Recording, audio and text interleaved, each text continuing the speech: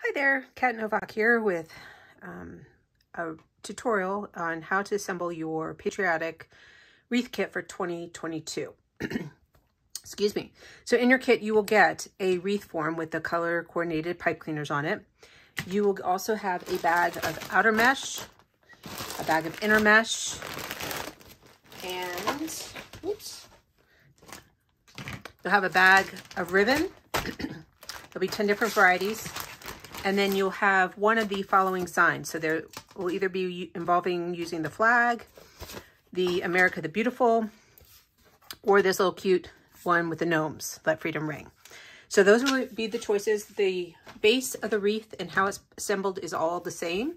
It's just a matter, the ribbon will be the same, unless I run out towards the end, and then I may substitute one, but it'll still be very fun and patriotic. And then you'll have your choice of signs. So the way this is going to go together is, one of the things, if this is the first time putting together one of my kits, I want to explain about what's considered outer mesh and inner mesh. So any of these pipe cleaners that are touching this outer ring is considered an outer, it's outer. So these two are both inner. This one, even though it's touching an inside one, it's still considered an outer. So there's 12 on the outside and 9 on the inside. And that will determine, the mesh is cut in different lengths. So that kind of is the reason why there's that distinction. So when we're putting together, your colors will either be, there'll be 3, red, white, and blue rolled up together, or you'll be all white, all the colors put together individually. So I would recommend starting on the outer. The mesh is longer, so you get used to working with it and putting it on. And so it becomes, when you move to the shorter one, it's a little bit easier. So it doesn't matter what color you start with. You just want to pull out one. As you can see, there's already a natural curl to this ribbon mesh. So we want to work with that. Now, you can use wood burners to cut mesh, but I still find that it doesn't really cut down on the shedding, and you still have a rough cut. So no matter what you do, you want to try and just tuck that in. And so what I'm going to do is I'm going to kind of roll that cut edge in, and then I'm going to kind of step across my mesh, gathering it into my hands till I get to the other side. Once I get to the other side, I'm going to kind of roll that edge in as well. Now, both these cut edges are, on the upper part right now. So we're going to flip it over. So it's going to kind of go down to the back of the wreath form. You can reposition it in your hands. Looks like I picked up something off my table. So that you can really tuck those cut edges in. You will see some. It's not perfect, but we want to just kind of minimize it. So then I'm going to come over to my wreath form, and I'm going to put the blue on the blue.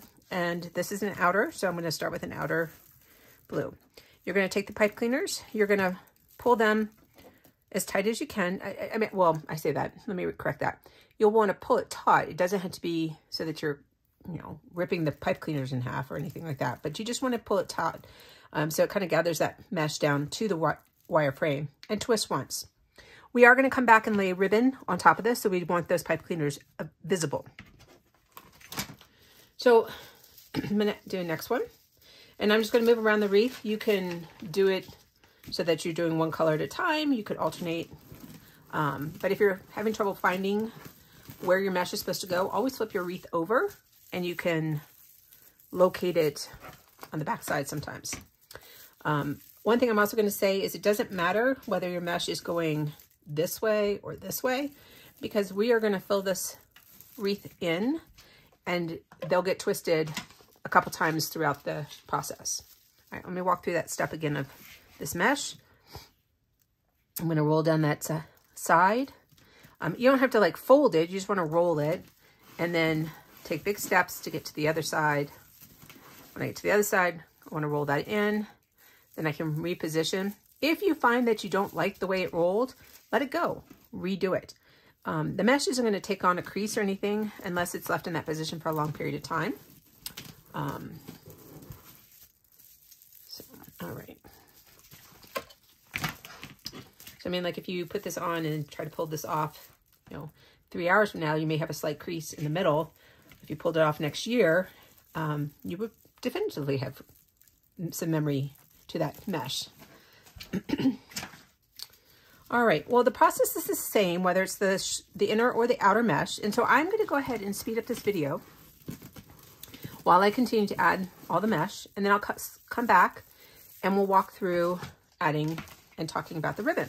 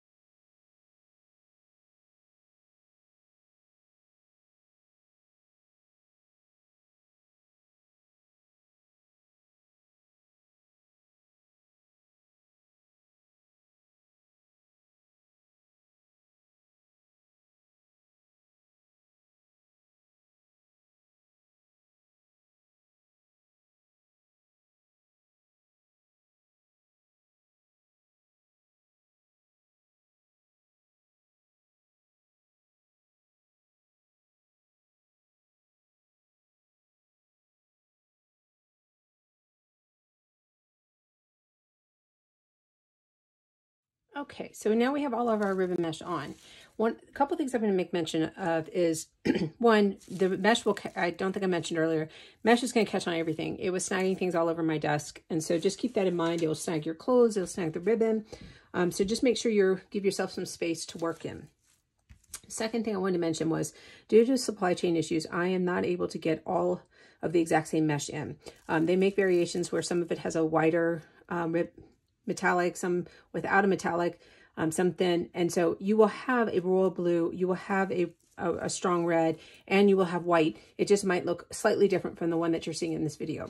They all are of a higher quality than what you would find at your local craft stores. So let's talk about ribbon. Okay, so there's 10 different styles of ribbon. So I'm going to lay them all out so you can see. And then I'm going to explain how I paired them. This does not mean you need to do it exactly like I did. However, I know there are a lot of you out there who want to follow it exact according to the directions. So this is for you. For those who like to go on your own, have fun with it. And then I've got these two here. Okay, so you have 10 different styles. You have 4 of all of these to here. You have 5 of this one and 5 of this one. So my intent and the way I designed this wreath was I'm pairing these two together, these two together, these two together, these two together, and the 2 reds together. Now, you certainly can mix and match. You can put, this together. You could do it with this one. So have fun with it. Make it your own. When I teach these classes in person, and often moms or grandparents will bring their grandchild or their daughter, and those girls tend to be the ones that go rogue and mix up the ribbon to how they see it, and it turns out really cute. So there's so much randomness going on with all the different patterns. It doesn't really matter how you design it. But the way I designed it was like this. So I'm going to pair these together. Now there are 5 of them. So if you think about a clock, we'll put one at 12, one around 2, one around 5, 7, and about 10. You want to alternate. I'd like to do 2 on the inside and then the rest on the outside. So that's how I'm going to do this. You're going to pair every place you put mesh is going to get 2 ribbon. So we're going to kind of do something similar. We're going to kind of pinch in the middle, kind of making a little of accordion. And you're going to do the same with the second one. It does not matter which is on top. You can put the solid or the star. It's going to show up just the same. I form kind of like an X, holding it in the middle. I will bring my wreath form over. I will pick a spot. It doesn't matter.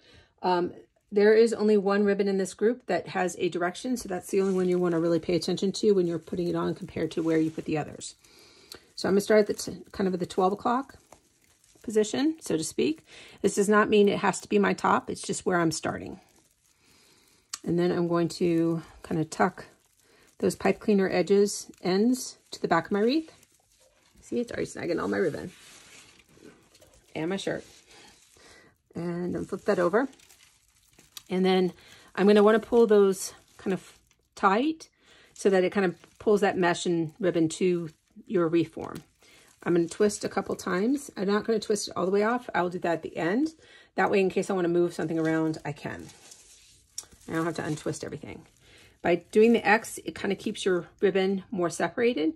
You can stack on top, and then you would just have to go through the process of separating them. All right, so we're going to go kind of over here, I think would be the next one. And it just happens to be another white. It could totally go in a red or a blue. It's completely up to you. Okay. So I'm actually, I might just go for the red actually. All right. I'm hoping this will be one of the ones I can explain to you. There's a trick to doing the ones that are only on the outer ring. Oh, and this happens to be one, so that's great. I'll show you what I mean. So these guys, so there's, you know, on each of these crossbars where they only are on the outer, we want to really watch how we pull that pipe cleaners to the back. And the reason why I say that is actually a lot of these are rolling to the back. And if you are always crossing over 2 bars, and I will show you what I mean, I'll get my hands out of the way. So 1 bar, 2 bar. So if you're always pulling that so it's going over 2, it will help to pull that ribbon and mesh to the front of your wreath. And I know it's hard to see because I've got these 2 that are rolling to the back. But you see how it really pulled that forward. And when you go to secure this guy, this one's kind of sitting on the end. So when you go to pull it over and it comes up here, it's going to pull it to the front. And we want the ribbon going to the front of our wreath, not to the back. So I've got 2 on. So let's do our next one.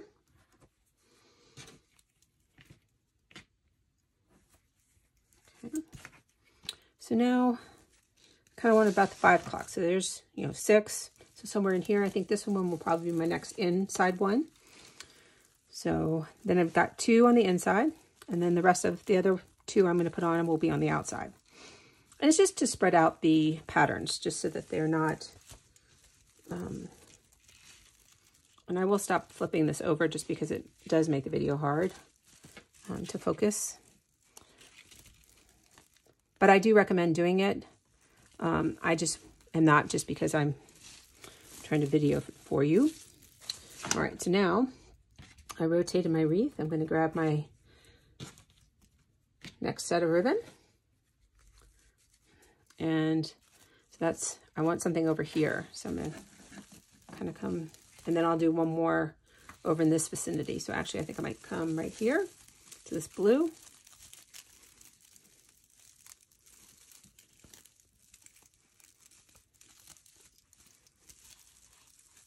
Now you can certainly just pull the pipe cleaners and push them to the side, or you can twist once and then push it to the back. So either way works. You are securing it to the reform no matter which method you choose to go with. And your ribbon, you'll move it around several more times. So do not worry if you feel that it's kind of tucked in. We'll fix that as we go and add all the ribbon. And then when we get to the sign, and once we add the sign on, you'll do it once more. And then I can guarantee when you hang it, you'll do it once more. So I think I'll go to this guy right here. All right, so this kind of sets my stage, so to speak, for my ribbon. So I've got 5 on. Now, if you prefer, you can start with any of these ribbon, whatever's maybe your favorite. You want to make sure it's well highlighted. Those are great ones to do. But I started with this guy, and then I'm going to fill in around it. Okay. Tighten that. All right.